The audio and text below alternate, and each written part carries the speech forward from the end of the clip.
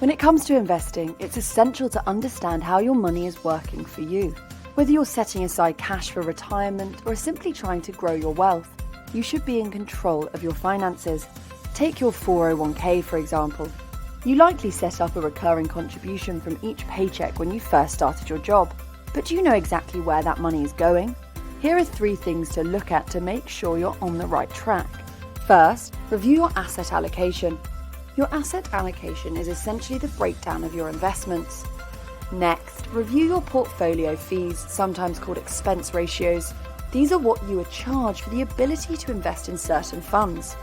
Third, take a look at the funds you're invested in. What kinds of companies do you hold stakes in? Are other industries or areas where you would rather invest your money? If so, take a look at the other fund options and make the switch.